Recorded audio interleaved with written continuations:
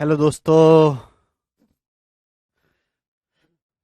नमस्ते भाई, कैसे हैं आप लोग प्यारे भाई? कैसा महसूस कर रहे हैं आप सभी लोग? क्या आप सभी लोगों का जीवन ठीक चल रहा है? हाँ? तो हम लोग प्रॉफिट एंड लॉस पढ़ रहे हैं, तीसरी शीट। शुरू करते हैं आज की कहानी। 32 नंबर।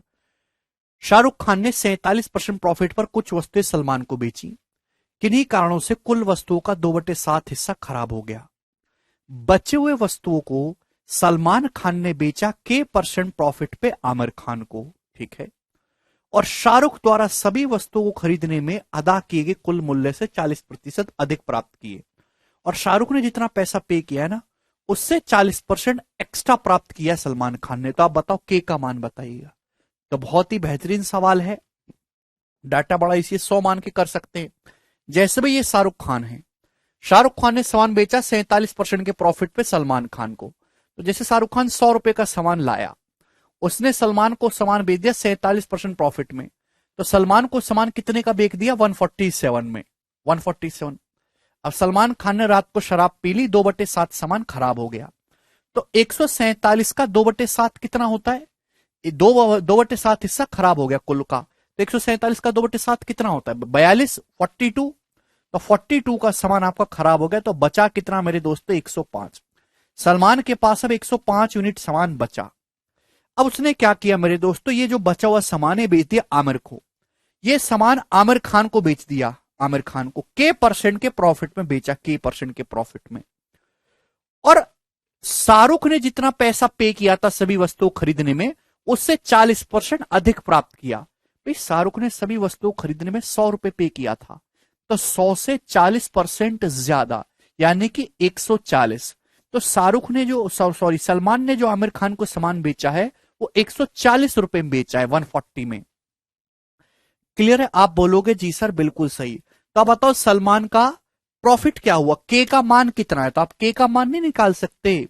तो आप कहोगे सर 105 का सामान अगर 140 में बिका है, 105 का सामान 140 में बिका है, तो 35 का प्रॉफिट है। कितने पर? 105 पर। 35 थी 105, 1/3 प्रॉफिट है। और 1/3 का मतलब कितना है? 1/3 का मतलब 33:1/3% प्रॉफिट है। तो सी ऑप्शन इस सवाल का करेक्ट आंसर है। बहुत ही बेहतरीन सवाल था, सभी बच्चे कर पाएंगे। 105 का सामान अगर 140 में है तो 1/3, 33.33% प्रॉफिट है। अगला सवाल हम लेंगे मेरे प्यारे भाई। नेक्स्ट क्वेश्चन, सवाल नंबर आपके सामने 33। जल्दी से करो, एक एक क्वेश्चन ही करवाऊंगा इन टाइपों का, बहुत ही बेसिक है ये दोस्त। अरे समझ में तो आया ना आपको? एक बार नोटिफिकेशन पढ़ लो रवि। एक व्यापारी ने 20% प्रॉफिट में अपने आर्टिकल को बेचा। What would be the percentage change in profit percentage? Profit percentage में कितने परसेंट का चेंज आएगा? Had he paid 10% less for it. अगर उसने 10% लेस पे किया होता, and customer paid 10% more for it, और कस्टमर ने 10% एक्स्ट्रा पे किया होता। देखो बहुत ही बेहतरीन सवाल है भाई, इससे आसान सवाल हो ही नहीं सकता। एक व्यापारी अपने सामान को बेच के 20% प्रॉफिट कमाता है। इसका मतलब क्या? इसका मतलब यह है कि जैसे कॉस्ट प्राइस है, यह है सेलिंग प्राइस। एक व्यापारी 20% प्रॉफिट कमाता है, तो भाई 100 रुपए का सामान वो बेचता है 120 में। यही है, कितना प्रॉफिट कमाता है? 20%, है ना, 20% प्रॉफिट। अब बोला यहां पर ये गया है, बताओ प्रॉफिट परसेंटेज में कितने परसेंटेज का चेंज आएगा यदि उसने वस्तु को 10% कम दाम में खरीदा होता और ग्राहक ने व्यापारी से वस्तु को 10% अधिक मूल्य पर खरीदा होता। अगर दुकानदार 10% कम दाम पे खरीदता, भाई 100 का 10% कम करोगे, अगर दुकानदार 90 रुपए में खरीदता और ग्राहक 10% अधिक मूल्य पे खरीदता, भाई सामान 120 है, सामान का सेलिंग प्राइस क्या? 120। 120 से 10% ज्यादा कितना होता है? 12। ग्राहक को बेचता है 132 रुपए में। भाई 10% कम दाम में खरीदता, 10% ज्यादा दाम में बेचता। क्लियर है? ए का मान पूछा बेटा कुशाग्र केवल। तो अब बताओ, अब दुकानदार को कितना प्रॉफिट होता? तो आप कहोगे सर 90 रुपए का सामान 132 में है, तो अब प्रॉफिट है 42 रुपए का, है ना। कितने रुपए पर? 90 रुपए पर। और परसेंटेज में इंटू 100%। आप बोलोगे जी सर ये 0 से 0 कैंसिल आउट हो जाएगा, ये जाएगा जी आपका 3 से। 140/3%, 140/3% आपका प्रॉफिट है। तो ये पहले प्रॉफिट कितना था? 20%। अब आपका प्रॉफिट है 140/3%। सवाल में आपसे पूछा है कि बताओ उसके प्रॉफिट परसेंटेज में कितने प्रतिशत का चेंज आया, उसका प्रॉफिट परसेंटेज में कितने प्रतिशत का चेंज आया। भाई पहले प्रॉफिट 20% था, अब प्रॉफिट उसका 140/3% हो गया। कितना चेंज आया प्रॉफिट परसेंटेज में? तो आप रेशियो नहीं ले सकते, 20 + 7 = 140, 3:7। तो प्रॉफिट परसेंटेज का रेशियो 3:7 है। कितना बढ़ गया? 4, 4/3 बढ़ गया, है ना। 4/3 का मतलब 1 + 1/3, 1 मतलब 100%, 1/3 33.33%। तो प्रॉफिट परसेंटेज जो है वो 133.33% इंक्रीज हो गया। सी ऑप्शन इस सवाल का आंसर है। 132 कैसे आया? एक व्यापारी अपने सामान को 20% प्रॉफिट में बेचता है, 100 का सामान 120 में बेच रहा है। अगर व्यापारी ने 10% कम दाम में खरीदा होता, 100 से 10% कम 90 में खरीदा होता, और ग्राहक को व्यापारी ने 10% अधिक दाम पे बेचा होता, है ना। पहले 120 में बेच रहा था, अब 10% अधिक दाम में बेचोगे तो 132 में ही तो बेचोगे। इतनी सिंपल सी बात थी ये। अगला सवाल करेंगे, नेक्स्ट क्वेश्चन, सवाल नंबर 34। जी जवाब दीजिएगा इस क्वेश्चन का क्या आंसर है। बहुत ही बेहतरीन सवाल है बच्चों, करो। एक ही क्वेश्चन करवाऊंगा, जवाब दीजिएगा फटाफट, ठीक है। बनाइए। नीतीश सवाल में पूछा प्रॉफिट परसेंटेज में कितने परसेंटेज का चेंज आया। प्रॉफिट परसेंटेज भी एक वैल्यू है ना, उस वैल्यू में कितना चेंज आया। पहले प्रॉफिट 20% था, अब प्रॉफिट 140/3% है, तो कितना चेंज आया प्रॉफिट परसेंटेज में? रेशियो ले लेंगे, करो।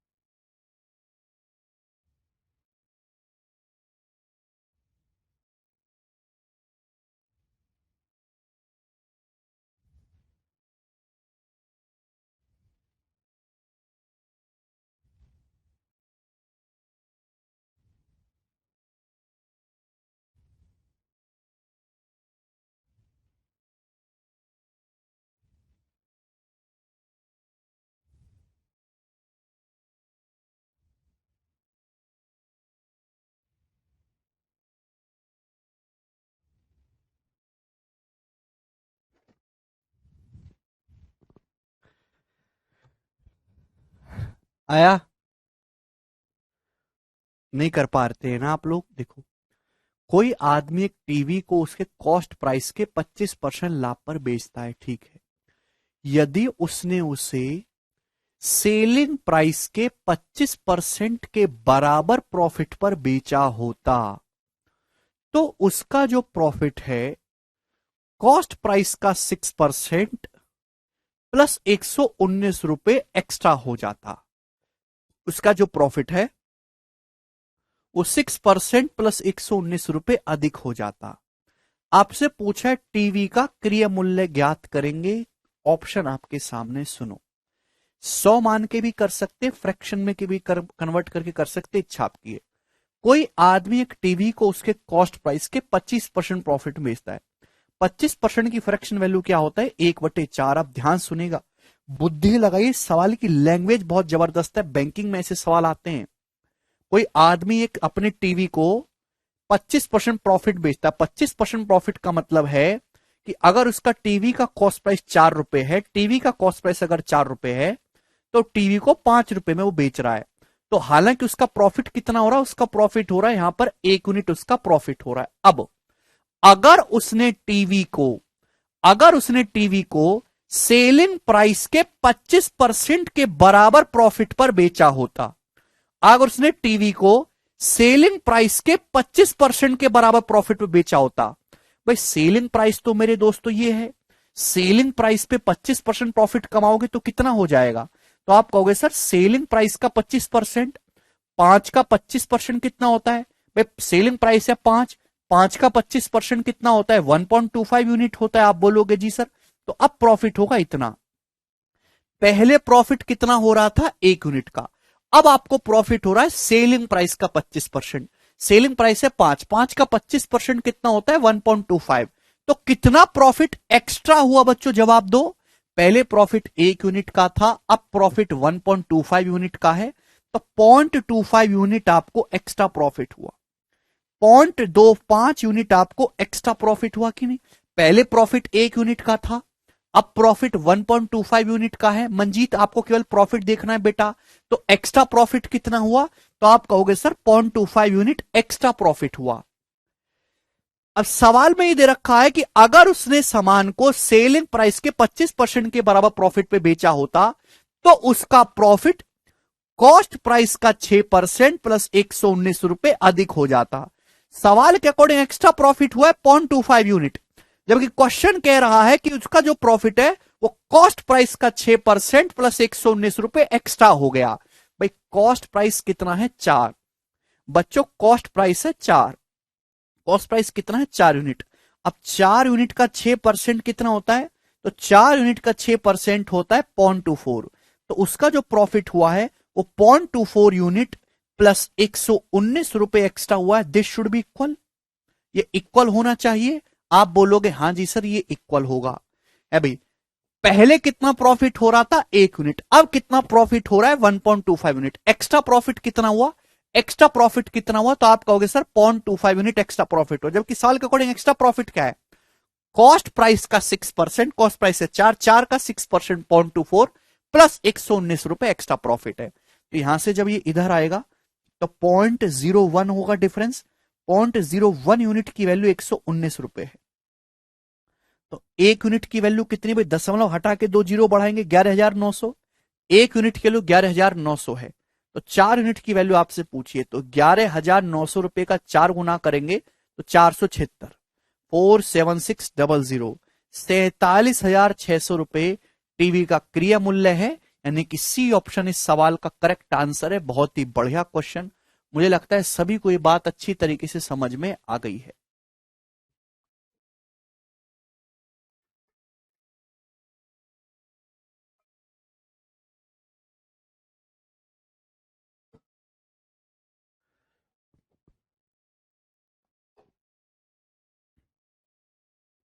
पॉइंट टू फोर कैसे है?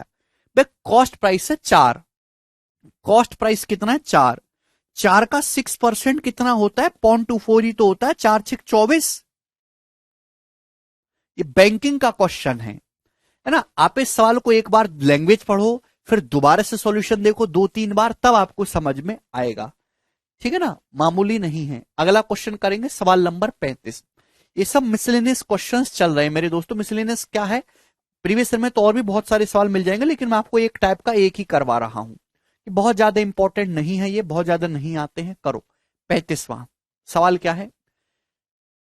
एक after a discount of 15% on the purchase price of one item, its selling price is equal to selling price of another item after its discount of 25%. If the sum of purchasing price of both goods is 640, find the selling price of each items. प्रत्येक वस्तु का विक्रय मूल्य ज्ञात करेंगे। देखिए बहुत अच्छा सवाल है, करो।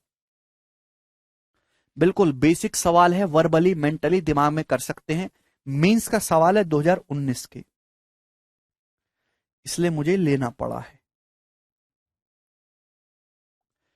सवाल में बोला गया है किसी आर्टिकल के परचेज प्राइस पर 15% डिस्काउंट देने के बाद जो सेलिंग प्राइस है वो दूसरे आइटम पे 25% डिस्काउंट देने के बाद जो सेलिंग प्राइस है उसके इक्वल है। अगर दोनों आर्टिकल के परचेजिंग प्राइस का सम 640 है तो ईच आइटम का, प्रत्येक वस्तु का सेलिंग प्राइस क्या होगा। पहले आइटम पे 15% डिस्काउंट है तो 85% में का 85% में है ना, 85 में छुपा होता है 17, तो सेलिंग प्राइस 17 का मल्टीपल आना चाहिए। ये ऑप्शन नहीं है, ये भी नहीं है, ये भी 17 का मल्टीपल, ये भी 17 का मल्टीपल है।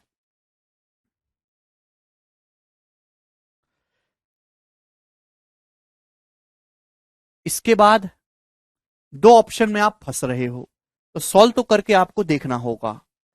दूसरा, दूसरे आर्टिकल पे आपने डिस्काउंट दिया है 25%, 25% आप डिस्काउंट दोगे तो बेच कितने में रहे हो, 75%। कितना, 75% में बेचोगे। 75% में छुपा होता है 25 या 75, 3। आंसर 3 का भी मल्टीपल होगा, एक ही ऑप्शन है बी, बिल्कुल सही है ना। तो आप इस सवाल को ऑप्शन से भी कर सकते हो। सॉल्व करना है तो आपको सॉल्व करके भी बताऊंगा। अमित आपने गलती कर दी, वो नहीं किया। देखो एक आदमी, देखो सवाल को बार बार पढ़ो, क्वेश्चन को जब आप ढंग से पढ़ोगे तभी होगा। Profit loss is it's all about language. एक आर्टिकल है, उसके परचेज प्राइस पे 15% डिस्काउंट देने के बाद जो सेलिंग प्राइस है वो एक अनोदर आइटम, एक दूसरा आर्टिकल है, उस पे 25% डिस्काउंट देने के बाद जो सेलिंग प्राइस आता है उसके इक्वल है। तो मैंने दोनों आर्टिकल का जो परचेज प्राइस है, पहले आर्टिकल का परचेज प्राइस मैंने ए मान लिया, दूसरे आर्टिकल का मैंने परचेज प्राइस बी मान लिया। दो आर्टिकल, उन पे जो प्राइस का स्टिकर लगा हुआ है वो ए और बी है, ए और बी लगा हुआ है। पहले आर्टिकल पे स्टिकर ए रुपए का लगा है, दूसरे पे बी का लगा है। पहले आर्टिकल पे आपने कितना डिस्काउंट दिया है, 15% डिस्काउंट दिया है, तो बे का कितने में, 85% में। दूसरे आर्टिकल पे आपने 25% डिस्काउंट दिया है, तो बे का कितने में, 75% में, 75% में। और दोनों का ही सेलिंग प्राइस इक्वल है, तो ये इक्वल होना चाहिए। तो आर्टिकल ए और बी के परचेजिंग प्राइस का रेशियो क्या आएगा, 75/85, 5 से जाएगा 15:17। आप बोलोगे जी सर, तो यानी कि अगर इसका 15 है मेरे प्यारे में, तो इसका 17 है, टोटल कितना आ जाएगा, टोटल आएगा जी 15 + 17 यानी कि 32, टोटल आएगा 32। दोनों के परचेज प्राइस का सम 32 हो रहा है। 32 की वैल्यू है 640, 20 गुना। तो पहले आर्टिकल का भी 20 गुना आना चाहिए, 300 रुपए। तो ये आर्टिकल ए का पहले आर्टिकल का परचेज प्राइस आएगा, पहले आर्टिकल का लिस्ट प्राइस आएगा 300 रुपए, पहले आर्टिकल का लिस्ट प्राइस आएगा 300 रुपए। लेकिन आपसे पूछा ही नहीं, आपसे तो ये पूछा है कि प्रत्येक वस्तु का विक्रय मूल्य क्या है। भाई पहले आर्टिकल का जो स्टिकर पे जो प्राइस लगाया हुआ है वो 300 रुपए लगाया हुआ है। 300 रुपए पे आपने कितना डिस्काउंट दिया, 15% का डिस्काउंट देने के बाद बेचा है। 300 रुपए पे आपने 15% का डिस्काउंट देने के बाद बेचा है, तो सेलिंग प्राइस क्या होगा बच्चों, 300 का 15% 45 होता है, 45 रुपए कम होगा यानी कि 255 रुपए। तो यानी कि ईच आर्टिकल, चूंकि दोनों ही आर्टिकल का सेलिंग प्राइस सेम है, तो आप किसी से भी निकाल सकते हैं, पहले से भी या दूसरे से भी। ठीक है दोस्त, आप बोलोगे जी सर, दोनों ही आर्टिकल का सेलिंग प्राइस सेम है, तो यानी कि आर्टिकल्स का सेलिंग प्राइस क्या आ गया, प्रत्येक वस्तु का 255 रुपए। बहुत ही बेहतरीन सवाल है। अरे भाई 32 की वैल्यू 640 से 20 गुना, तो 15 की वैल्यू भी 20 गुना होगी ना आकाश, 300 रुपए। हद होती है।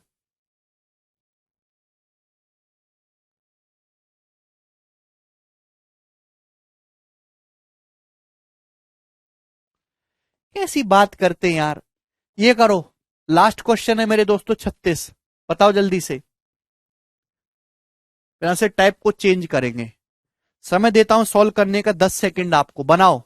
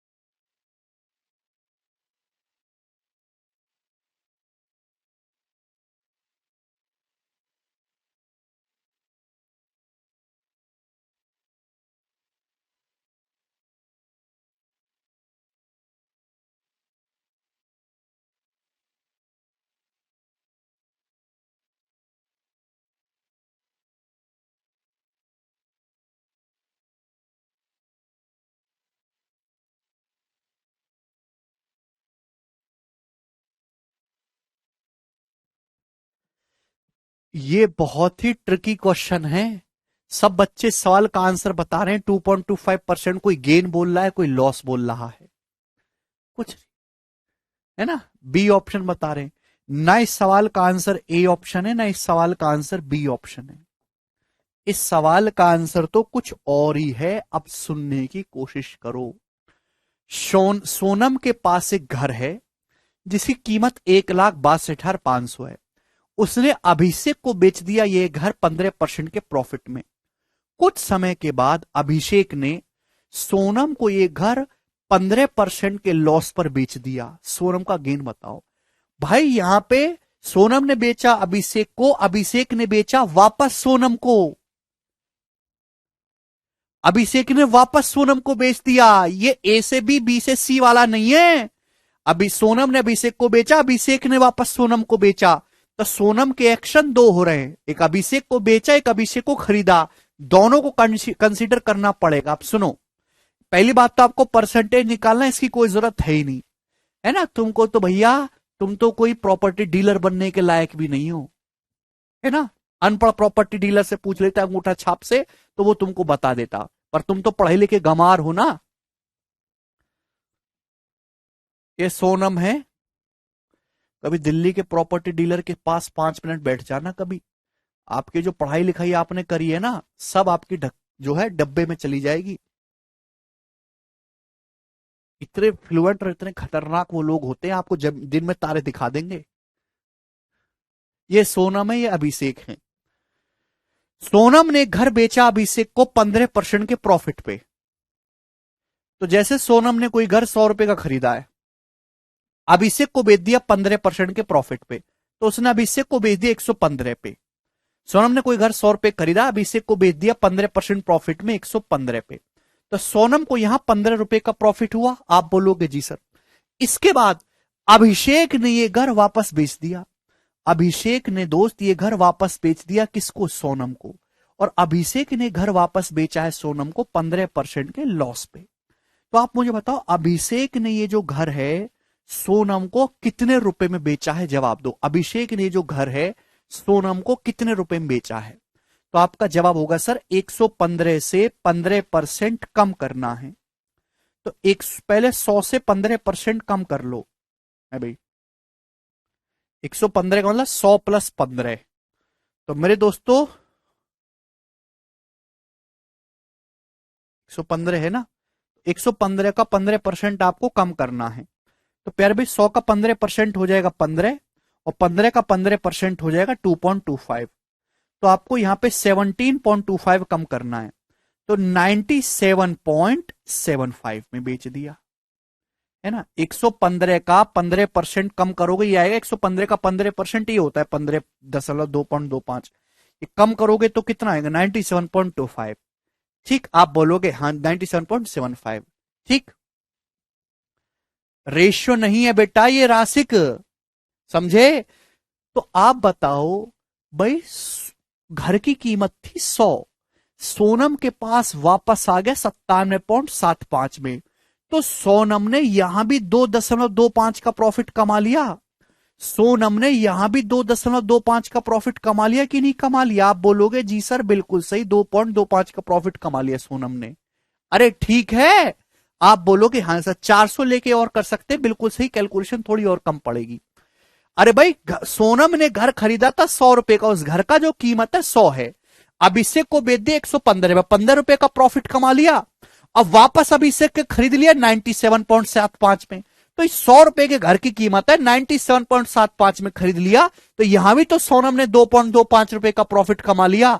तो सोनम का टोटल प्रॉफिट कितना हुआ? 15 रुपए का प्रॉफिट यहां हुआ है, 2.25 का प्रॉफिट यहां हुआ है, 17.25 रुपए का टोटल प्रॉफिट हुआ है सोनम को 100 रुपए के घर पर। और परसेंटेज में 17.25%। इस सवाल का जो आंसर है डी ऑप्शन है।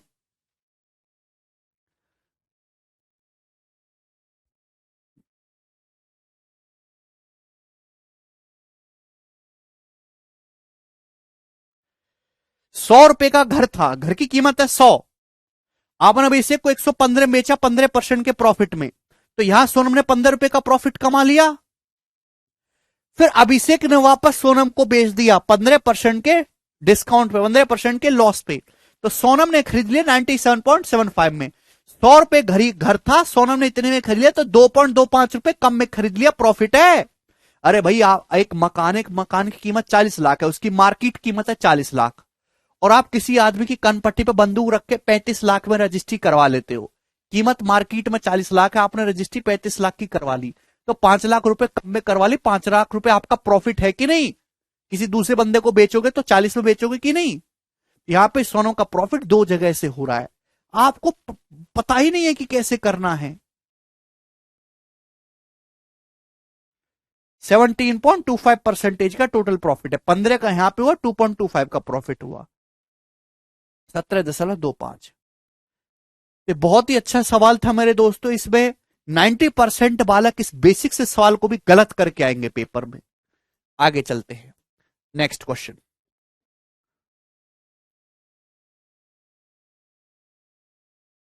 37वां सवाल बच्चों। अब यहां से अगला टाइप आएगा दोस्त, 4 क्वेश्चन में कराऊंगा।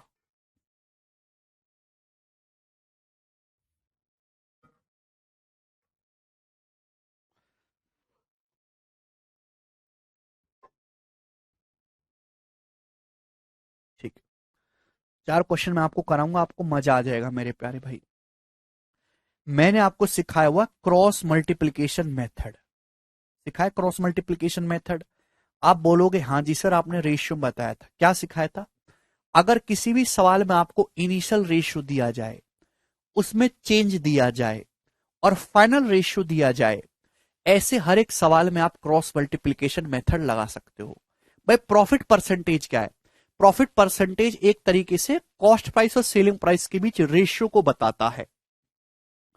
तो जैसे सवाल शुरू करते हैं, मैं आपको कंसेप्ट पहले बता चुका हूं क्रॉस मल्टीप्लीकेशन मेथड, अब उसका केवल एप्लीकेशन सीखेंगे यहां पर, उसको दोबारा बताने की जरूरत नहीं है। एक आदमी सामान को 30% के प्रॉफिट बेचता है, 30% के प्रॉफिट में। यदि वस्तु के कॉस्ट प्राइस और सेलिंग प्राइस दोनों को 100 रुपए कम किया जाए, सीपी और एसपी दोनों को 100 रुपए कम किया जाए, तो अब प्रॉफिट परसेंटेज 45 होगा। बताओ आर्टिकल का ओरिजिनल कॉस्ट प्राइस क्या है? तो यहां मैं लिख रहा हूं सीपी, यहां मैं लिख रहा हूं एसपी।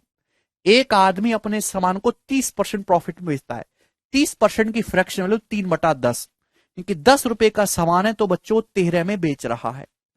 अगर कॉस्ट प्राइस, लागत मूल्य और विक्रय मूल्य, कॉस्ट प्राइस और सेलिंग प्राइस दोनों को 100 रुपए कम कर दिया जाए, तो अब प्रॉफिट 45% होगा। 45% की फ्रैक्शन वैल्यू बच्चों 9/20 प्रॉफिट होगा। यानी कि अब 20 का सामान बच्चों कितने में जाएगा? 20 का सामान अब 29 में बिकेगा। समझ में आया? इनिशियल रेशियो दिया है, उसमें चेंज दिया है, फाइनल रेशियो दिया है, क्या लगेगा? Cross multiplication method. अब आप जब रिवीजन नहीं करोगे, आपको याद नहीं रहेगा, तो कैसे सीखोगे? अब क्रॉस मल्टीप्लीकेशन मेथड क्या, ऐसे गुणा करो, 10 गुणा 29, मेहनती बच्चे मेरे साथ टिक सकता है, कचरे लोगों के लिए कोई स्थान नहीं है। 10 गुणा 29 हो गया 290, और 20 गुणा 13 हो गया 260। 290 में से 260 घटाएंगे, कितना आएगा? 30। यही है? अरे याद है किसी को कि भूल गए? ये बताओ कितना आएगा? 20 गुणा 100 और 29 गुणा 100, डिफरेंस कितना आएगा? 900। तो 30 यूनिट की वैल्यू 900 रुपए है, आ गई। 2029 900 आएगा डिफरेंस, यानी कितने गुना? 30 गुना। तो 1 यूनिट की वैल्यू 30 आ गई। ये हमेशा इनिशियल रेशियो का मल्टीप्लायर आता है। वस्तु का क्या पूछा है? वस्तु का पूछा है original cost price. Original cost price है 10 यूनिट, 10 यूनिट की वैल्यू आपसे पूछे 10 यूनिट है ना, ये 30 गुना है, तो 10 यूनिट की वैल्यू भी 30 गुना होगी, 300 रुपए। तो 300 रुपीज वस्तु का ओरिजिनल कॉस्ट प्राइस आएगा। सी ऑप्शन है सवाल का आंसर है। बताओ क्या दिक्कत है इसमें? शाश्वत कह रहे हैं सेम चेंज है तो रेशियो का डिफरेंस इक्वल नहीं कर सकते। बिल्कुल कर सकते हैं। शाश्वत ने बिल्कुल पकड़ लिया कि सर कॉस्ट प्राइस को भी सेम डिफरेंस से चेंज कर रहे हो, सेलिंग प्राइस को भी सेम डिफरेंस से चेंज कर रहे हो, तो आप दोनों के डिफरेंस को सेम बना के भी ये सवाल किया जा सकता है। बिल्कुल सही सातवत है ना, सीपी और एसपी के डिफरेंस को सेम बना के भी ये सवाल कर सकते हैं। बिल्कुल सही। ठीक है जी, वो मैंने आपको सिखाया हुआ है कि वो कैसे होगा, और ये भी आसान है। चलो बच्चों, एक और सवाल लेंगे यहां पर। 38 नंबर, करो जल्दी से। ये बिल्कुल लेटेस्ट क्वेश्चन है आपके सामने, 2021 के प्री का। बनाओ।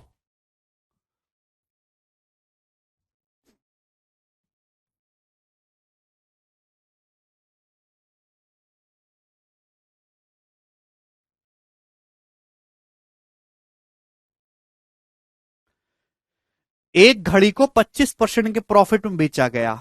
एक, चलो एक सवाल में मैं आपको बता देता हूं।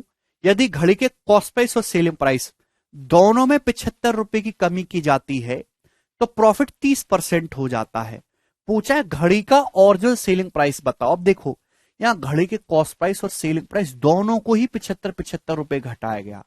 तो आप यहां रेशियो को डिफरेंस बना के भी कर सकते हो, रेशियो के डिफरेंस से भी कर सकते हो। भाई ये है कॉस्ट प्राइस, ये सेलिंग प्राइस।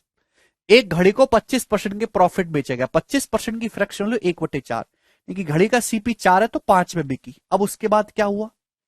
हुआ ये कि यहां पे कॉस्ट प्राइस को भी 75 रुपए घटाया गया और सेलिंग प्राइस को भी 75 रुपए घटाया गया। अब प्रॉफिट होगा 30%। 30% की फ्रैक्शन लो 3/10, यानी अब प्रॉफिट हो गया जी 10 से 13 के रेशियो में। आप बोलोगे हाँ जी सर बिल्कुल सही। भाई दोनों को सेम अमाउंट से घटाया गया तो डिफरेंस को सेम कर लेंगे। भाई यहाँ 4 और 10 के बीच में 6 का गैप है, यहाँ 5 और 13 के बीच में 8 का गैप है। यही तो प्रॉब्लम का कारण है, डिफरेंस को सेम बनाओ। और सेम करने का तरीका क्या सिखाया था बच्चों? 4 5 के बीच में 1 का गैप है, 10 13 के बीच में 3 का गैप है। तो यहां आपको 3 से मल्टीप्लाई करनी होगी। 3 से मल्टीप्लाई करेंगे, 3 चौक 12 हो जाएगा, 3 पंजे 15 ना। यहाँ 1 का गैप था, 3 का गैप था, ऊपर 3 से गुणा, नीचे 1 से गुणा, रिवर्स मल्टीप्लाई कर देते हैं। देखो, कॉस्ट प्राइस पहले 12 था, 12 से 10 हो गया। सेलिंग प्राइस कितना घटा? 2। सेलिंग प्राइस भी 15 था, 13 हो गया, 2 है ना। तो यहां भी 2 का डिफरेंस हो गया, यहां भी 2 का डिफरेंस हो गया। 2 का डिफरेंस आ गया ना दोनों में। तो 2 की वैल्यू ही सवाल में 75 रुपए है। 2 की वैल्यू कितनी क्वेश्चन में? 75 रुपए। सेलिंग कॉस्ट प्राइस भी 2 यूनिट घटा, सेलिंग प्राइस भी 2 यूनिट घटा, 2 की वैल्यू 75 है। यानी कि कितने गुना? 37.5 गुना। 2 की वैल्यू 75 है तो 1 की वैल्यू हो जाएगी 37.5 रुपए। आपसे ओरिजिनल सेलिंग प्राइस 15 यूनिट की वैल्यू पूछी है, तो 15 यूनिट की वैल्यू आएगी 15 गुणा 37.5 रुपए। ये इस क्वेश्चन का आंसर है। तो एंड में मेरे दोस्तों 5 आएगा, तो ये तो उत्तर हो नहीं सकते। और एंड में 25 जरूर आएगा। 15 में भी 5 होता है, इसमें भी 5 होता है, तो 25 से कटने वाला ये नहीं है, डी ऑप्शन आएगा। 562.5 कर लेंगे।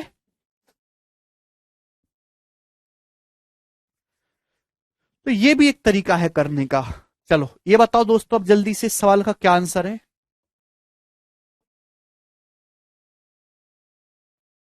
फटाफट बनाओ।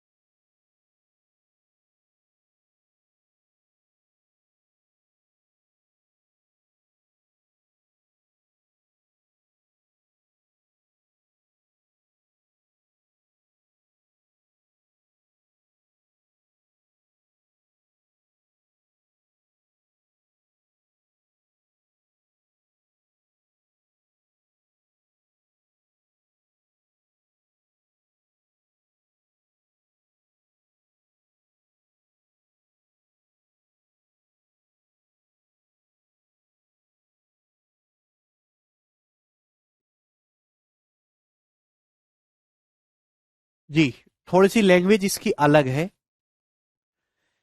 एक दुकानदार किसी वस्तु को 32.5% के प्रॉफिट में बेचता है।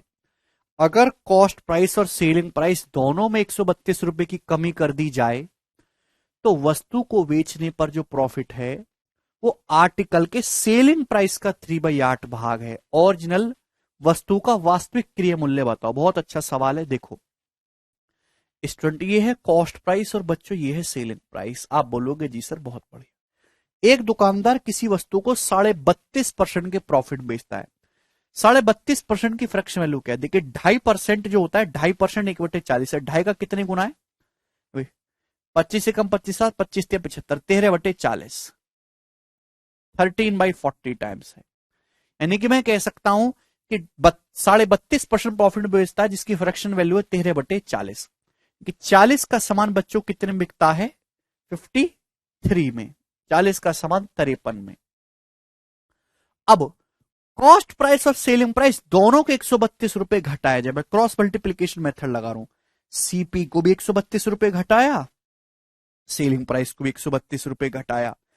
अब जो प्रॉफिट है, अब वस्तु पे जो प्रॉफिट है वो सेलिंग प्राइस का 3/8 है। अब वस्तु पे जो प्रॉफिट है वो सेलिंग प्राइस का 3/8 है। मतलब क्या हुआ कि अब अगर सेलिंग प्राइस 8 है ना बच्चों, अगर सेलिंग प्राइस 8 है तो प्रॉफिट उस पर 3 है। तो कॉस्ट प्राइस कितना है बच्चों? 5। कॉस्ट प्राइस यहां से 5 आएगा। अगर सेलिंग प्राइस 8 है तो उसमें प्रॉफिट 3 है, तो सीपी कितना है? 5। क्लियर है? आप बोलोगे हाँ जी सर बिल्कुल सही। आप यहां से निकाल सकते हैं। है भी कॉस्ट प्राइस और वस्तु का ओरिजिनल कॉस्ट प्राइस पूछा है तो ऐसे क्रॉस मल्टीप्लाई 40 अट्ठे 320 और 5 की जब 53 में गुणा करेंगे तो आ जाएगा 265। 320 और 265 के बीच में 55 का डिफरेंस है, 55 यूनिट का। 55 यूनिट का डिफरेंस है। यहां कितना डिफरेंस है? 5 गुणा 132, 8 गुणा 132, तो ये डिफरेंस आएगा 3 गुणा 132 का। तो बताओ किससे जा रहा है? आप कहोगे सर 11 से जा रहा है। 11 पंजे 55 अभी, और 11 से जाएगा जी ये 12 बार 36 रुपए। तो 5 यूनिट की वैल्यू 36 रुपए है। 36। आपसे पूछा है original cost price. Original cost price से बच्चों 40 यूनिट। 40 यूनिट की वैल्यू आपसे पूछी है तो 40 यूनिट की वैल्यू क्या आएगी? दोनों तरफ 8 से गुणा कर देंगे तो 36 अट्ठे आ जाएगा आपका 288 रुपए। तो वस्तु का जो ओरिजिनल कॉस्ट प्राइस है वो 288 रुपए है। 2.5% दीपाली 1/40 होता है। 2.5% का 32.5 13 गुना है, तो 13/40 इसकी फ्रैक्शन वैल्यू है। अगला सवाल, लास्ट सवाल देखेंगे इस टाइप का, जल्दी से करो। एक आदमी किसी सामान को 15 सही 5/13% के लॉस में बेचता है। अगर उसने 760 रुपए कम में खरीदा होता और 730 रुपए ज्यादा में बेचा होता तो उसे 10% का लॉस होता।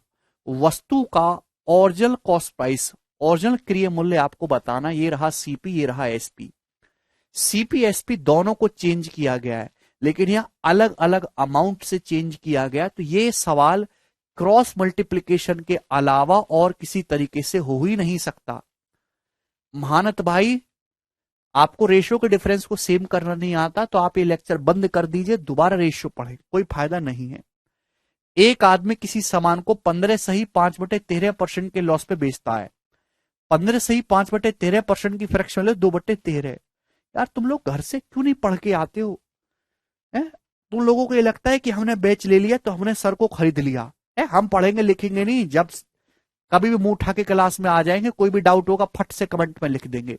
अरे कचरा लोग, ऐसे नहीं होता। सर 8 से मल्टीपल क्यों किया? बेटा 5 यूनिट की वैल्यू पता है मुझे, 40 यूनिट की वैल्यू निकालने। सीपी 40 है तो 8 से मल्टीप्लाई करूंगा, डायरेक्ट 40 नहीं आ जाएगा। 8 पंजे 40 यूनिट का मान। सुनो, एक आदमी सामान को 15 सही 5/13% के लॉस पे बेचता। 15 सही 5/13% की फ्रैक्शन 2/13। 1/13 7:9/13% है, उसका 2 गुना है, क्योंकि 13 का समान दोस्त 11 में। यही है? आप बोलोगे जी सर। अगर उसने 760 रुपए कम में खरीदा होता, 760 रुपए कम में खरीदा होता और 730 रुपए ज्यादा में बेचा होता, 730 रुपए ज्यादा में, तो 10% का लॉस होता। 10% की फ्रैक्शन वैल्यू 1/10 का लॉस होता। यानी कि 10 का सामान कितने में बिकता? 9 में। आपसे पूछा है वस्तु का original cost price, initial cost आपसे पूछा है, जवाब दो।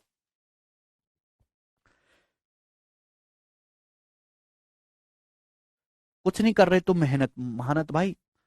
13 नंबर 117, 117 है, और 11 दो शाम 110।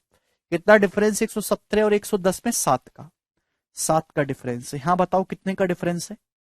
अब ये माइनस है, ये प्लस है, तो जुड़ जाएगा। 10 की जब 730 में गुणा होगी 7300 रुपए आएगा, 7300। और 9 की जब 760 में गुणा होगी, 9 सत्ते 6300, 9 छिक्का 54, 6300 और 540, 6840। तो भैया उसमें से जब आप 68 माइनस 6840 घटाएंगे तो प्लस हो जाएगा ये 6840। अभी 7300 में से माइनस 6840 घटाएंगे तो जुड़ जाएगा। तो कितना आएगा? 40। अभी 8 3 11 का 1, हासिल 1 7 और 1 8 से 14, 14 14 जीरो। तो ये आ गया 14140। तो 7 यूनिट की जो वैल्यू है वो 14140 आ गई मेरे दोस्तों। ठीक है दोस्त, कितने गुना है? तो आपका जवाब होगा सर 7 दूनी 14, 2020 टाइम्स है। ठीक, 202 गुना है। आपसे पूछा है ओरिजिनल इनिशियल कॉस्ट प्राइस, तो इनिशियल कॉस्ट प्राइस है 13 यूनिट। 13 यूनिट की वैल्यू कितनी आएगी मेरे दोस्तों? 2020 टाइम्स। तो 13 दूनी 26, 13 दूनी 26 और 1 जीरो आएगा। 26 26 जीरो रुपए आर्टिकल का ओरिजिनल कॉस्ट प्राइस है। डी ऑप्शन इस सवाल का करेक्ट आंसर है।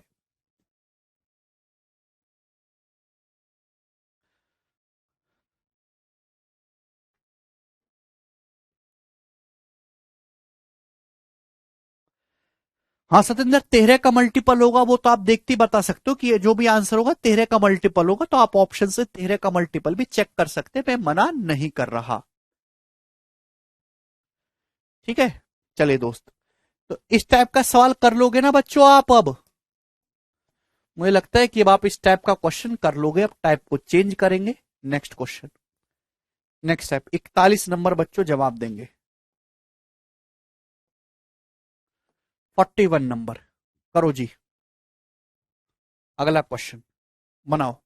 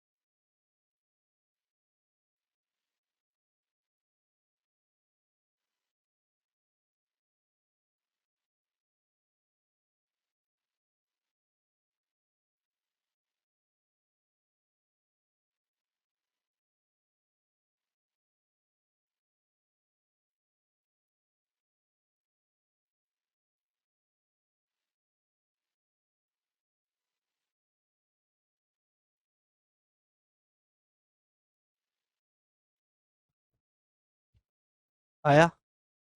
नहीं कर पाए ना आप लोग इस सवाल को। दो आर्टिकल एक्स और वाई, उनके कॉस्ट प्राइस सेम है। भाई, क्या आपको इस चीज को देख के कुछ घंटी बजती दिमाग में? दो आर्टिकल है, उनके कॉस्ट प्राइस सेम है। आर्टिकल एक्स को 20% के प्रॉफिट में बेचा जाता है, वाई को एक्स के सेलिंग प्राइस से 126 रुपए कम में बेचा गया, नहीं कि वाई को एक्स से 126 रुपए कम में बेचा गया। दोनों वस्तुओं को बेचने पर, दोनों आर्टिकल को बेचने पर जो नेट प्रॉफिट है, जो निवल लाभ है, 14% है। जो नेट प्रॉफिट है दोनों आर्टिकल को सेल करने पर 14% है। प्रत्येक वस्तु का सीपी बताओ। देखो, दो आर्टिकल है प्यारे भाई, एक्स और वाई, दोनों का कॉस्ट प्राइस सेम है। सेम मतलब 100%, 100% सीपी है, दोनों का सेम है। आर्टिकल एक्स को बेचा गया 20% के प्रॉफिट पे, दोनों का सीपी सेम है। अगर कॉस्ट प्राइस सेम है तो ओवरऑल जो प्रॉफिट होगा वो एवरेज होगा ना। अगर आपका जो नेट प्रॉफिट है वो 14% है तो this should be average. 14% total net profit है तो इन दोनों का सम 28 होना चाहिए। 14 का दुगुना 28, मतलब आर्टिकल एक्स पे 20% प्रॉफिट है तो आर्टिकल वाई पे कितना प्रॉफिट होना चाहिए? केवल 8%।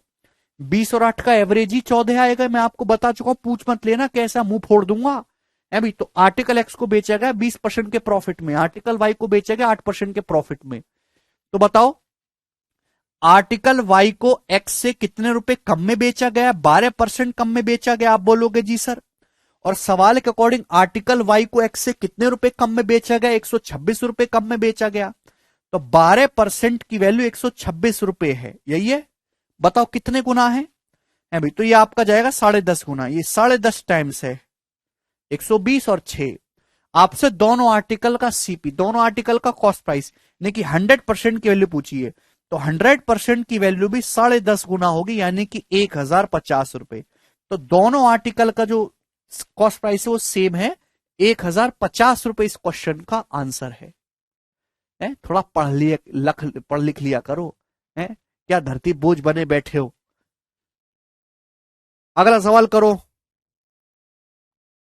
सेम ही क्वेश्चन है, बस डाटा चेंज है। आप ही मुझे बता दीजिए, मैं नहीं बताऊंगा। गरिमा कह रहे हैं 20 और 14। बेटा 20 और 14 ना बेटा, गरिमा नेट प्रॉफिट है। 14 is the net profit. Overall overall profit 14 है, तो यानी कि दोनों का सम 14 एवरेज है। 14 एवरेज है तो सम होना चाहिए 28, तो 20 8 28। जरा क्वेश्चन को ढंग से पढ़ो गरिमा। गरिमा, सवालों की मर्यादा बनाए रखो।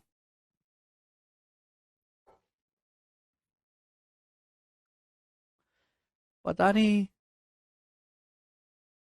कैसे आदमी है यार तुम राक्षस लोग, कहां से तैयारी करने बैठ गए? जो चीज हम बता चुके हैं ऑलरेडी वो तुमको क्यों याद नहीं रहती, हमें तो समझ नहीं आता। क्या करते हो तुम लोग दिन भर? जीएस कैसे याद करते हो तुम? अगर कॉस्ट प्राइस सेम है तो ओवरऑल जो प्रॉफिट है वो एवरेज होता है। अगर ओवर दो आर्टिकल बेचे हैं, एक आर्टिकल पे 20% प्रॉफिट है, मुझे नहीं पता दूसरा कितना प्रॉफिट है, लेकिन नेट प्रॉफिट आपका 14 है। अगर नेट प्रॉफिट आपका 14 है तो ये एवरेज होगा इन दोनों का। 20 और 8 28 का एवरेज 14 होता है।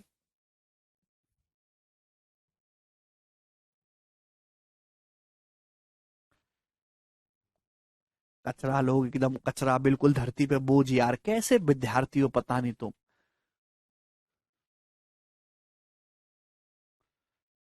अरे जल्दी से करो सेम क्वेश्चन। दो आर्टिकल का सीपी से भाई, ए को 24% लॉस पे बेचा गया है, बी को ए के सेलिंग प्राइस से 270 रुपए ज्यादा बेचा गया। दोनों को बेचने पर जो नेट प्रॉफिट है वो 12% है। नेट प्रॉफिट 12% है, तो बी का सेलिंग प्राइस आप बताओ।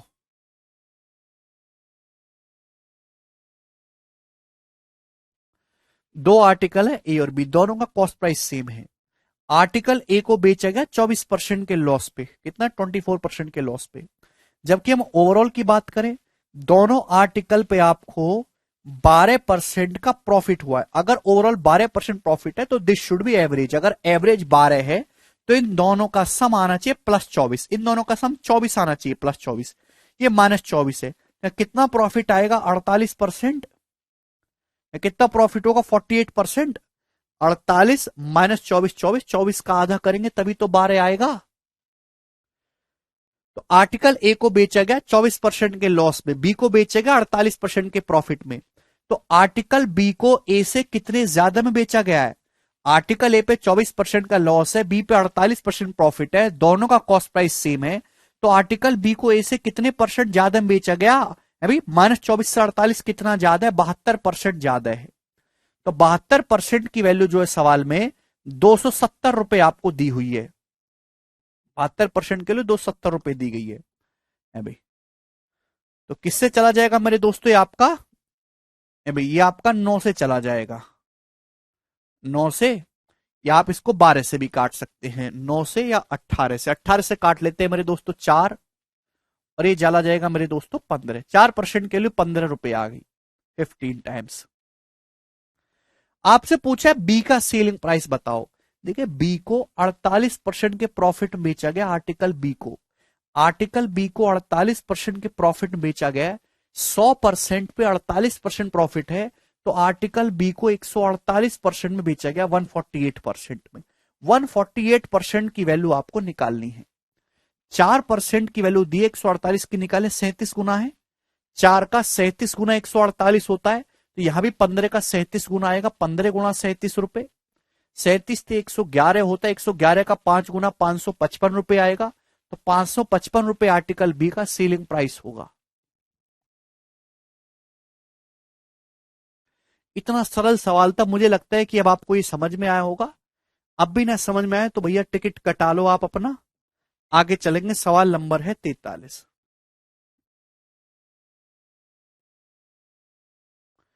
ठीक है, जल्दी करो, 47 क्वेश्चन तक करना है हमें, बनाइए फटाफट।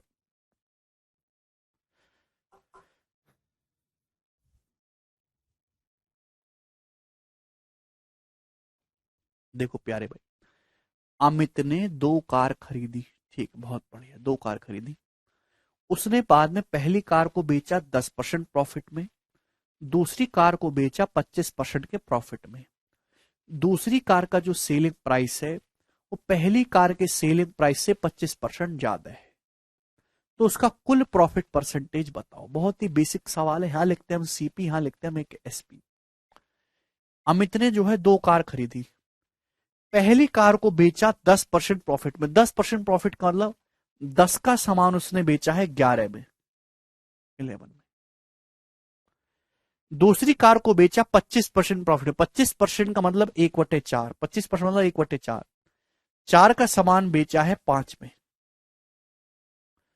बोला है दूसरी कार का जो सेलिंग प्राइस है वो पहली कार के सेलिंग प्राइस से 25% ज्यादा है। 25% ज्यादा का मतलब 4:5 होता है। 25% मतलब 1/4, 4:5। दूसरी कार का जो सेलिंग प्राइस है वो पहली कार के सेलिंग प्राइस से 25% ज्यादा है। यहां तो मुझे कहीं भी ऐसा नहीं लग रहा दूसरी कार का सेलिंग प्राइस पहली कार से 25% ज्यादा होना चाहिए, यहां तो कुछ भी ऐसा नहीं है। तो मुझे यहाँ पे 25% ज्यादा करना है, 4:5 का रेशियो बनाना है। पहली कार के सेलिंग प्राइस और दूसरी कार के सेलिंग प्राइस में कैसे बनाएंगे? जब भी आपको दो संख्याओं में रिलेशन बनाना होता है, दो रेशियो में, तो सबसे पहले उनको इक्वल बनाओ बच्चों, इक्वल। वही यहाँ 11 है, यहाँ 5 है, तो 11 और 5 को इक्वल बनाओ। इक्वल बनाने के लिए हम 5 से गुणा कर देंगे या 11 से गुणा कर देंगे। पहले मैंने दोनों कार का सेलिंग प्राइस सेम कर लिया, मैंने दोनों कारों के सेलिंग प्राइस को सेम बना लिया, लेकिन सेम तो बनाना ही नहीं है। क्या करना है? दूसरी कार का सेलिंग प्राइस पहली से 25% ज्यादा होना चाहिए। नहीं, पहली का सेलिंग प्राइस अगर 4 है तो दूसरी का सेलिंग प्राइस 5 होना चाहिए। तो पहले में 4 से गुणा कर देंगे, दूसरे में 5 से गुणा कर देंगे। ये मैंने आपको टेक्निक सिखाई हुई है। आपसे पूछा कुल लाभ कितना हुआ। कुल लाभ का मतलब आपको टोटल कॉस्ट प्राइस निकालना है, टोटल सेलिंग प्राइस निकालना है, तो मुझे रेशियो को ऐड करना है। अब देखिए जब ऐड करेंगे तो 5 से यहां भी गुणा है, 5 से यहां भी गुणा है, उसको लिखने की जरूरत नहीं है क्योंकि वो 5 कट ही जाएगा। जब आप ऐड करके रेशियो लोगे फिर कट ही जाएगा, तो काट लिया करो। तो पहली कार का सेलिंग प्राइस 10 चौक 40, पहली कार का कॉस्ट प्राइस 10 चौक 40, दूसरी का 11 चौक 44। ये 40 और इसका 44, 84 हो गया टोटल कॉस्ट प्राइस।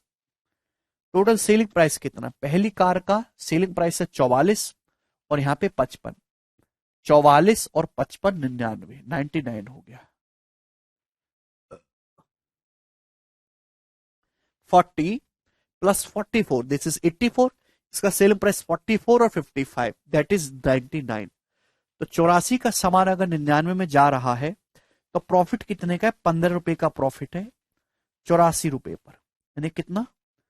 3 से जाएगा, 5/28 आपका प्रॉफिट है, 5/28। तो बताओ कितना आएगा मेरे दोस्तों?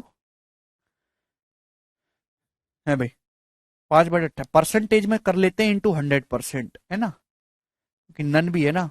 तो 4 से मेरे दोस्तों चला जाएगा आपका 25 बार, 4×7=28 है। तो 25×5 125/7 आएगा, 125/7 का मतलब 17×7=119।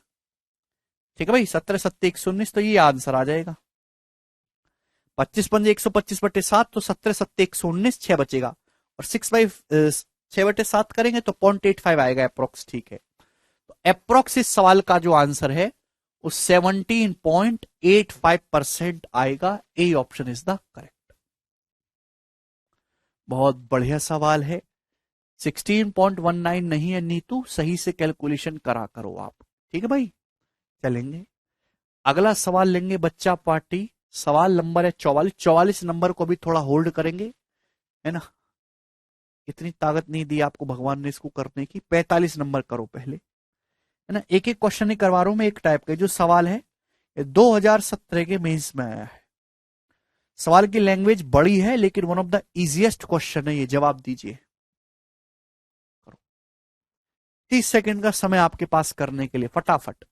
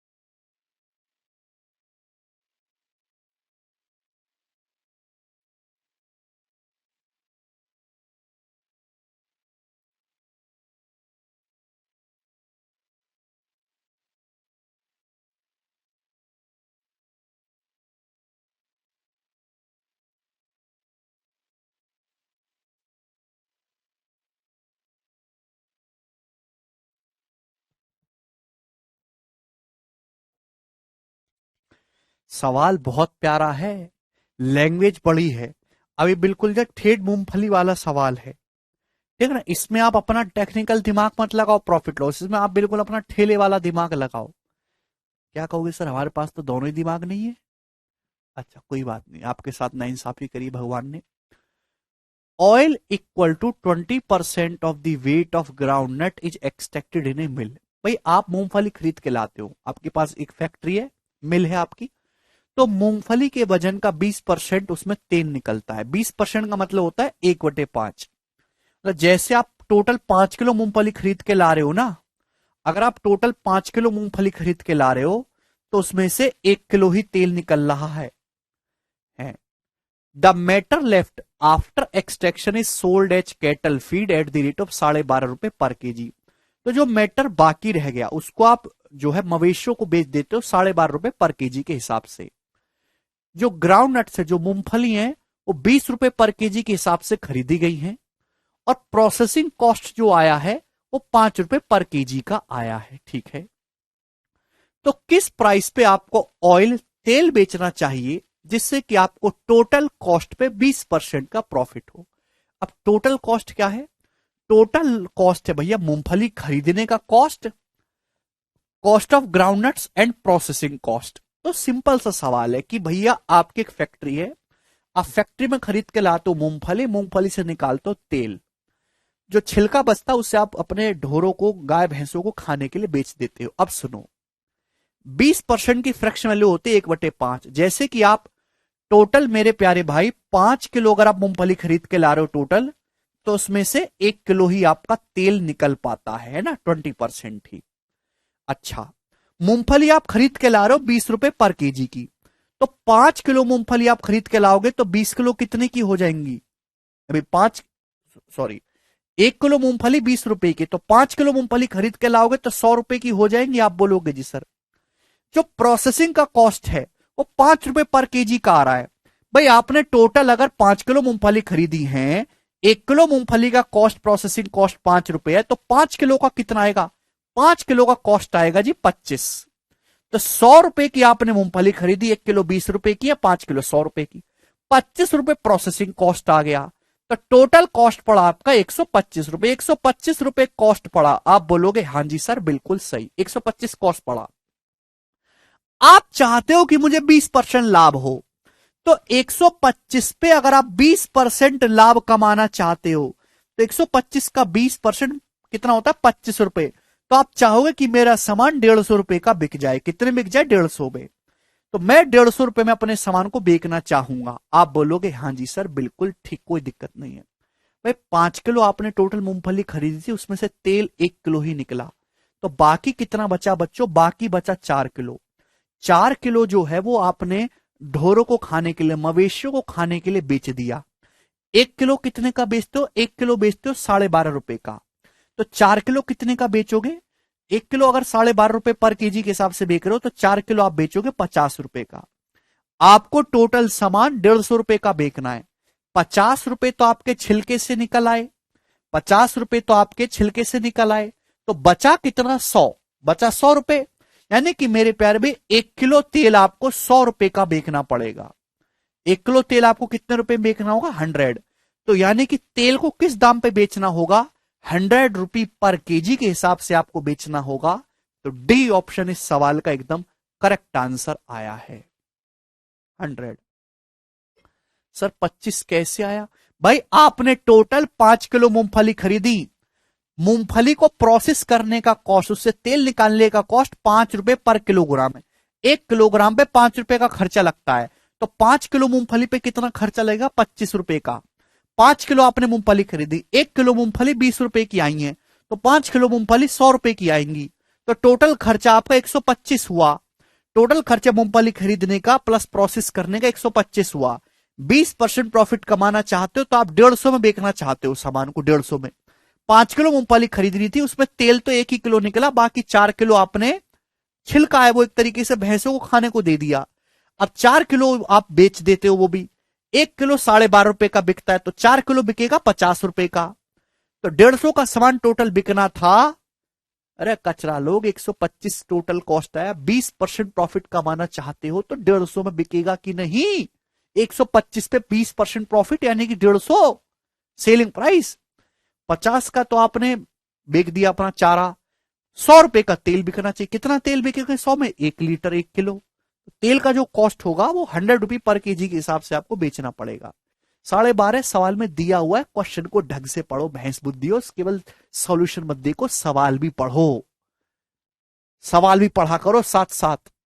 अगला क्वेश्चन करेंगे 46 नंबर, करो जल्दी से।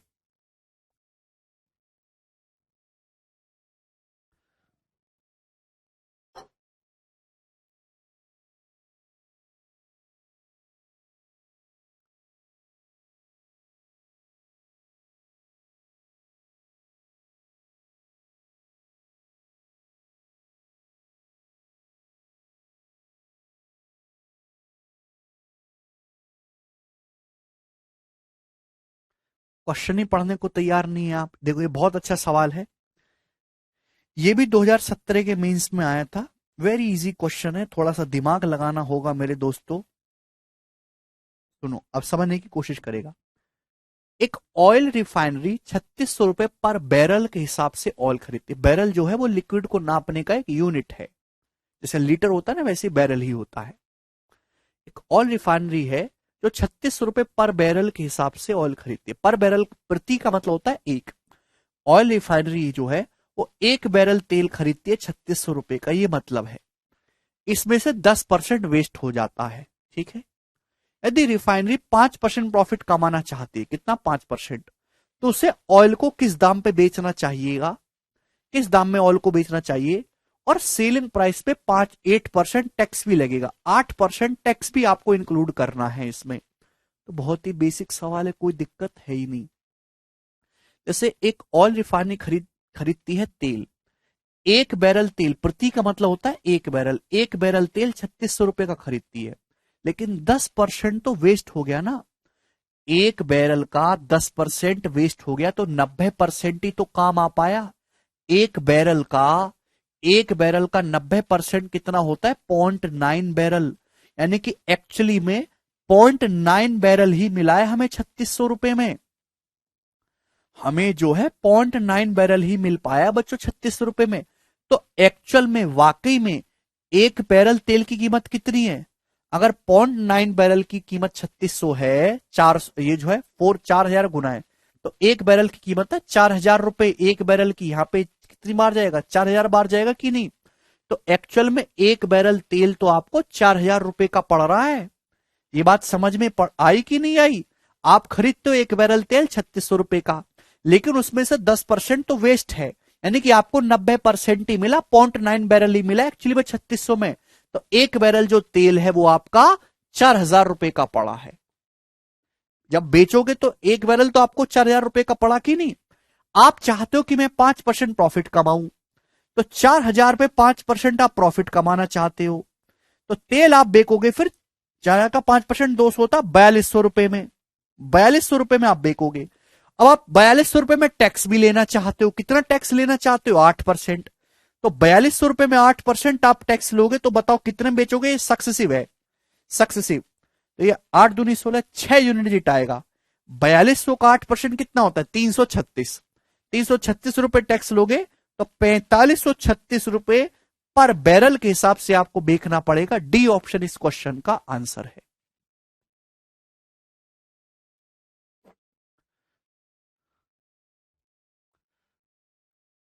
0.9 बैरल तेल अगर 3600 का है, तो एक बैरल तेल कितने रुपए का होगा, आप में ये निकालने की ताकत नहीं है, तो आप अभी तत्काल प्रभाव से तैयारी छोड़ दीजिए।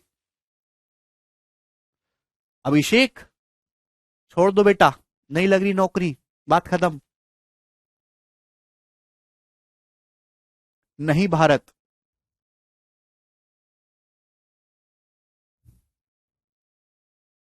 बहुत अच्छा और एक गोरा सवाल था दोस्तों। आगे चलेंगे, नेक्स्ट क्वेश्चन। सवाल नंबर है आपके सामने 47, बहुत ही प्यारा सवाल है। सीडेस 2016 के पेपर में आया था, बिल्कुल। लाला जी, अपना जो पढ़े लिखे अनपढ़ों वाला दिमाग तो कर लो साइड, और बिल्कुल लाला जी वाला दिमाग लगाओ।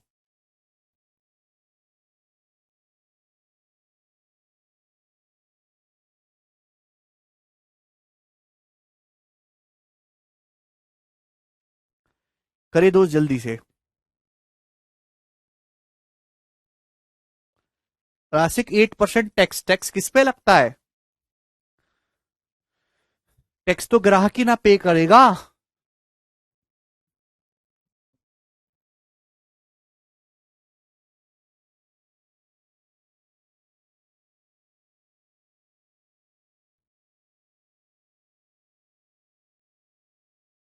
तुमको ये भी नहीं पता कि टैक्स क्या है, कैसे लगता है, क्या करोगे तुम जिंदगी में।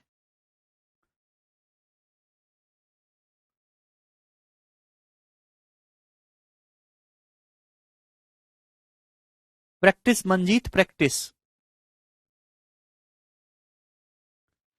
टैक्स तो कटेगा ना सर, बाद में होगा।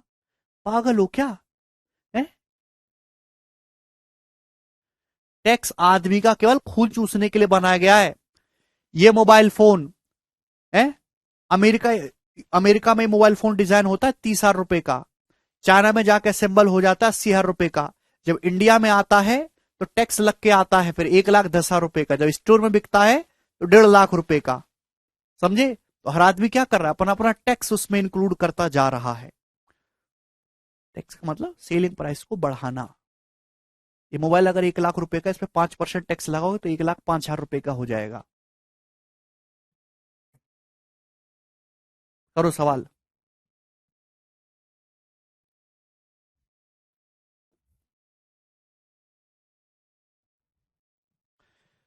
बहुत ही बेसिक सवाल है। मैंने क्या बोला कि लाला जी वाला दिमाग लगाना है ना, अपना पढ़ा लिखा अनपढ़ दिमाग नहीं लगाना है। बेकार है तुम्हारे पास दिमाग। 2.5 किलो चावल की कीमत 125 रुपए है, ठीक है। 9 किलो चावल की कीमत 4 किलो दाल के बराबर है। 14 किलो दाल की कीमत 1.5 किलो चाय के बराबर है। 2 किलो चाय की कीमत 5 किलो नट के बराबर है। 11 किलो नट की कीमत बताइए। 11 किलो नट की कीमत मतलब 11 का मल्टीपल होगा आंसर। सारे ऑप्शन 11 के मल्टीपल हैं धत्तेरे की। सॉल्व करेंगे, अब सुनो। 2.5 किलो चावल की कीमत 125 रुपए। 2.5 किलो चावल की कीमत 125 रुपए है। तो 1 किलो चावल कितने का होगा? 1 किलो, 1 किलो चावल होगा 125/2.5। 125/2.5 50 रुपए का होगा। 1 किलो चावल कितने रुपए का? 1 किलो चावल 50 रुपए का होगा। अब अब इस लाइन पे आओ। 1 किलो चावल 50 रुपए का। ये 1 किलो चावल लिखा हुआ भैंस बुद्धि। आगे की लाइन पढ़ूंगा ये भूल जाओगे क्या लिखा था मैंने। इतना घटिया दिमाग दिया तुमको भगवान ने इंस्टॉल करके। ये क्या लिखा? 50। 1 किलो चावल की कीमत है, इसे ध्यान रखना। अगली लाइन पढ़ू तो भूल मत जाना क्या लिखा था। 2.5 किलो चावल की कीमत 125 रुपए, तो 1 किलो चावल की कीमत है 50। अब सवाल में बोला गया है 9 किलो चावल की कीमत 4 किलो दाल के बराबर है। 1 किलो चावल है 50 रुपए का, तो 9 किलो चावल कितने का होगा? Multiply by 9। 9 किलो चावल इतने रुपए का होगा। 9 किलो चावल की कीमत है। ये 4 किलो दाल के बराबर है। 4 किलो दाल का प्राइस है। कितने किलो दाल का प्राइस है? 4 किलो का। ये 4 किलो दाल का प्राइस है। तो 1 किलो दाल का प्राइस कितना होगा? 1 किलो दाल का प्राइस होगा बटे 4। ये 1 किलो दाल की कीमत आ गई, 1 किलो दाल की। अब आगे क्या बोला है, आगे की लाइन देखो। ये 1 किलो दाल की कीमत लिखी है, भूल मत जाना। 14 किलो दाल की कीमत 1.5 किलो चाय के बराबर है। 14 किलो चाय कीमत, ये 1 किलो दाल की कीमत है। 14 किलो की कीमत कितनी होगी? मल्टीप्लाई बाई 14, 14 से गुणा करेंगे। ये 14 किलो दाल की कीमत है। ये 1.5 किलो चाय के बराबर है। कितना? 1.5 किलो चाय के बराबर। ये 1.5 किलो चाय का प्राइस है 1.5 किलो का। तो 1 किलो का चाय का प्राइस कितना आएगा? 1 किलो चाय का बटे 1.5। ये 1 किलो चाय की कीमत आ गई 1 किलो की। अब आगे चलते हैं। ये 1 किलो चाय की कीमत लिखी हुई है। 2 किलो चाय की कीमत 5 किलो नट के बराबर है। ये 1 किलो चाय की कीमत है। 2 किलो चाय की कीमत कितनी होगी? Multiply by 2। 2 किलो चाय की जो कीमत है 5 किलो नट के बराबर है। ये 5 किलो नट का दाम है। कितने का? 5 किलो नट का। तो 1 किलो नट का दाम कितना होगा? 1 किलो नट का दाम कितना होगा? बटे 5। 1 किलो नट का दाम होगा बटे 5। आप बोलोगे जी सर 1 किलो नट का दाम हो गया। आपसे पूछा 11 किलो नट की कीमत। 11 किलो नट की कीमत मल्टीप्लाई बाई 11। गुणा करना, भाग करना, गुणा करना, भाग करना, यही चलता रहेगा। बात समझ में आ गई? आप बोलोगे जी सर ये इस क्वेश्चन का करेक्ट आंसर है। सवाल वन लाइनर है और आपको वन लाइनर भी सोचना पड़ेगा। ठीक, बोलो। तो यहां पे 4 × 1.5 6, 6 × 5 = 30। 4 × 1.5 6 और 6 × 5 = 30, ये 30 हो जाएगा। अभी 30 से मेरे दोस्तों ये 450 कितनी बार जाएगा? 15 बार जाएगा, 15 टाइम्स। तो 15 गुणा 14 210, 210 दूरी 420, और 420 गुणा 11 कितना आएगा है भाई 4200 प्लस 420 4620 रुपए। तो 4620 इस क्वेश्चन का आंसर है। 11 किलो नट की कीमत है। D option is the correct. बहुत ही बढ़िया सवाल था, मुझे लगता है सभी बच्चों को ये बात अच्छी तरीके से समझ में आई है।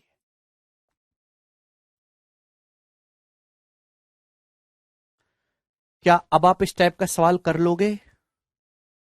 आपको अब इस टाइप का सवाल करना ही पड़ेगा। और ऑप्शन क्या है? ठीक है, प्रीवियस ईयर का पूछा हुआ सवाल है ये। रेलवे का भी फेवरेट क्वेश्चन है। ठीक है, चलिए आज इतना ही छोड़ेंगे, बाकी कल। बाय।